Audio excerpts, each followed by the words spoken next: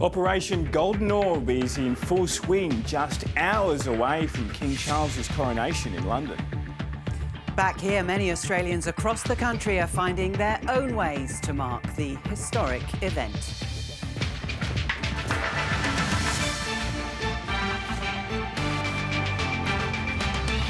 Workers will have to wait as wages will not grow while costs continue to rise.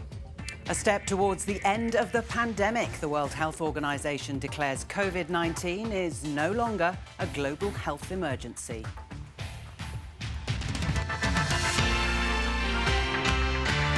Hello, good afternoon. Welcome to ABC News. I'm Lorna Dunkley. And I'm Elias.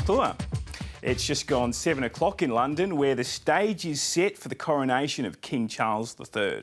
Dignitaries from right across the Commonwealth have gathered in the capital. Thousands of royal watchers have been lining the Mall 4 days to get a front row seat for the historic procession to Westminster Abbey later this afternoon. More than 11,000 police officers have been deployed in what's being described as the biggest security operation in the history of the capital. Yesterday, the monarch greeted crowds ahead of a reception for world leaders at Buckingham Palace. Our report from our Europe correspondent, Nick Dole. Here on the Mall, some people have been camping out for days to get the best view of the King's procession, but he surprised them all by showing up for an impromptu meet and greet. He was looking pretty relaxed ahead of his big moment, smiling and shaking hands with the thousands of well-wishers here. Some of them even kissed his hand. People seem just as excited to see William and Kate as well, the Prince and Princess of Wales. They've been doing a lot of these kind of events in the lead up to the coronation, and it's certainly broken up the boredom for the royalists who've been sitting and waiting for the action to begin. But people here have been making their own fun too. And how are you feeling about a night in the tent? Another night in the tent. Actually, I'm quite excited. I love this stuff. I mean, look around you. There is this great atmosphere between everybody. We'd actually booked a hotel tonight, but she asked this afternoon if we could camp, so we've been and bought a tent, and now we're camping. So a perfectly good hotel room is sitting empty? Yep, it is. How do you think a night in the tent's going to be? Well, we forgot the sleeping bag, so it's going to be cold. What do you know about the job of a king? What does it mean to be a king? To protect the world, the country I mean, and to help them to be happy and peaceful. Well, a king would rule the country and also protect it, like if there was a war or something. It looks like you have a pretty good view. We have a great view. We will see that carriage for all of its 5 seconds of glory, and we're going to be really grateful. Earlier, Anthony Albanese joined the King and other senior royals at the Palace for a reception for Prime Ministers and Governors-General. And he also came to number 10 Downing Street to have a bit of one-on-one time with his British counterpart Rishi Sunak. Mr Albanese, who is a Republican, says he's looking forward to the coronation, but he's keen to make the most of his time here in London.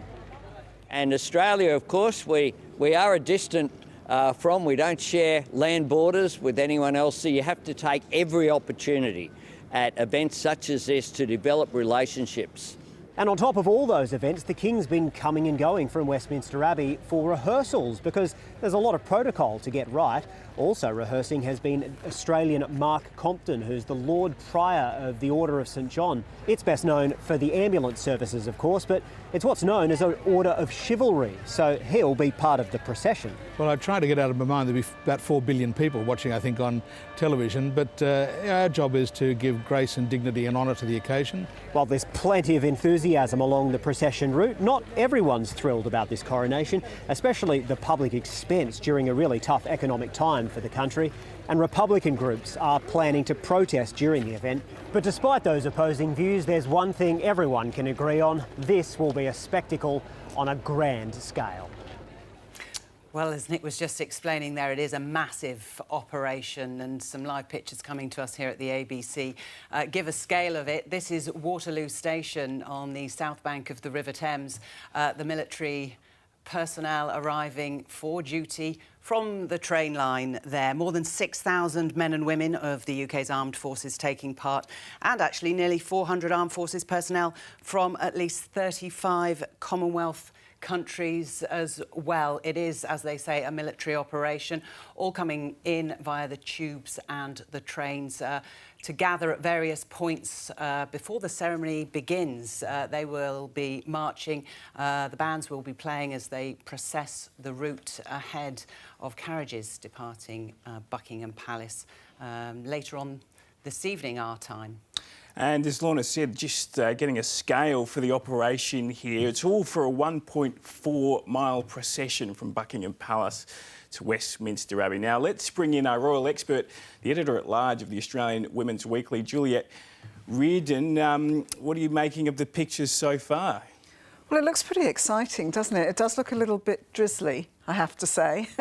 Those poor people that waited outside in the rain for days. Yeah, I mean, a royal event, a British royal event, wouldn't be the same without a bit of precipitation, would it? It stayed fine for when King Charles and the Prince and Princess of Wales came out last night, those fabulous scenes that we've just seen. People wait on the streets, don't they, for days, hours, freezing cold, getting wet, but they are rewarded with this. This is the spectacle, not just seeing the King and members of the royal family, but this as well. They are, and this is going to be an absolutely extraordinary spectacle.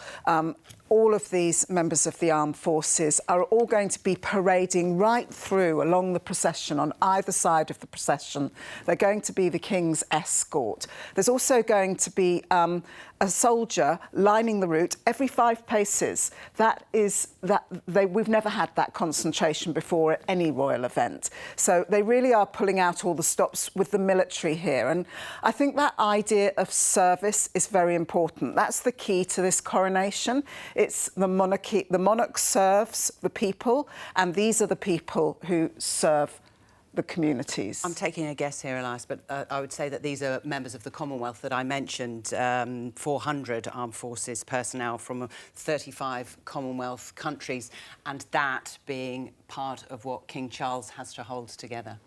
Well, certainly, and amongst those people are 40-odd members of the Australian Defence Forces. So, yes, we are in there, albeit not in the same numbers as the British Armed Forces. But, yeah, the Commonwealth is a very important part of the King's role now. He's head of the Commonwealth. And we were talking about the spectators before, and they're obviously lined along this route. They'll only catch a glimpse, but have they set aside particular special, I guess, seats for people that have served? I know veterans might get a special spot at this procession. Yes, there are a few special galleries of seats for veterans, for NHS workers. This is very key in the UK, where during the pandemic the NHS was under such stress, and you will remember everyone came out and clapped once a week for the NHS. They are getting their place here for the whole of Britain and the King to say thank you. There will also be special places for young people who have been beneficiaries of the King's charities, so and nurses as well. So there's lots of places there, special places for special people, but the rest of it is for the great British public and others from around the world. While the military give their time, that's part of their responsibilities, part of their duties. There is still a massive cost to getting this amount of military personnel and indeed the security operation that surrounds it. What is the feeling in the UK about that? Well, it's a bit of a sticking point. There has been quite a lot of discussion about the cost of living crisis, of course. It's hitting very hard in the UK, as it is here. Something like this costs an awful lot of money to put on. It does come out of the public purse. But the Palace would argue, and I think it's a fair point, that it's also a massive boost to the economy. Apart from the tourists that are there are lots of British people turning out on the streets, spending money, buying things. It's a long weekend in Britain. There are lots of celebrations going on. They'll be eating out in the restaurants, staying in the hotels. So there is that sort of balance, I think. It's just ticked past 7:09 in the UK. What do you think the King will be up to at the moment? Just woken up, perhaps? I would be surprised if he actually managed to get any sleep. I mean, this is the biggest day of his life, isn't it? And the last coronation he went to, he was age 4. 74 years later, here he is, the one being crowned. He must be very nervous, I think. I'm sure he's very proud of his country. I'm sure he's very proud of his wife and his family around him. But there's a lot to get through. It's a very involved ceremony. There's an awful lot of detail in there that he's got to get ahead of. Interesting that he stayed at Clarence House last night. Clarence House is where him and Camilla lived for many years, but and was the Queen Mother's house before that. But he didn't stay at the palace. He hasn't moved into the palace yet. The palace is still being renovated. They will not move in for a good few years yet. So their home in London is Clarence House, yes, and it's just over the park. And it looks like we're seeing some shots of inside Waterloo Station, and it's just a stream of military walking through, as you can see. I don't think Platform 18 has ever seen so much action. Absolutely. It's not a good day to catch the tube in London. Well, it's not, but the operation that surrounds it, Elias, is incredible. So they funnel people through various different tube stations. Public transport runs very smoothly, fingers crossed. So actually, that will have all been pre-planned. St James's Park there's a concert later, isn't there? And they've got the big screen to show the coronation event there, people gathering in St James's Park. But there is a concert later on tonight, isn't it? The concert's tomorrow night at Windsor Castle, the coronation concert, and that is going to be attended by 20,000 people. Now, those tickets were free and were balloted, and members of the public were able to try and get their tickets. Other tickets were given to special people who the King wanted to, invite. I was actually invited, but I can't get there. Fortunate. Damn. So, yeah, this is a great shot, actually, from the helicopter, because it's showing you the layout of London's magnificent parks. And then as we come up to the palace there, you were asking about the seating, and that seating there, which is not erected very often, but the last time... was it for the Olympics? For the Platinum Jubilee. I was in those seats for the Platinum Jubilee. You get an absolutely excellent view. Those seats, I understand, are for the veterans. And then Buckingham Palace there, where there'll be lots of activity in the gardens of Buckingham Palace, where the garden parties are held. And Clarence House, where King Charles stayed last night, is further down the Mall to the left of this picture, and the media operations you can see at the bottom of the picture, just everywhere. So quite a serene picture, but the momentum building. I mean, interestingly, these troops are going to end up this time in Buckingham Palace Gardens. So when they come back on the coronation procession, they will go around in front of Buckingham Palace, and then they're going to go into the gardens, where the King and Queen will then join them, and they'll be able to give a salute. So that's going to be a rather lovely touch there this time. And among the Australian dignitaries in London is the Governor-General, who plays a key role in relaying Australian sentiment to the Crown.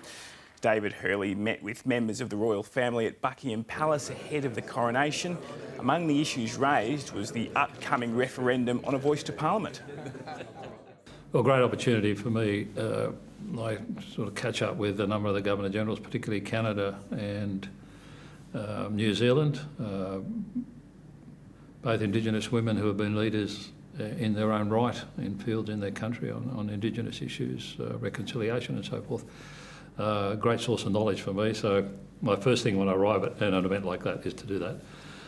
Then the royal family arrive, and you get the mix beforehand, have lunch, and I sat at the table with Prince of Wales and Princess of Wales. A lot of questions about where we're at in Australia on a number of issues, and but also how do we feel about the coronation. So it's very much a two-way conversation. Yeah. So events in preparation for the King's coronation are taking place all around Australia as well. In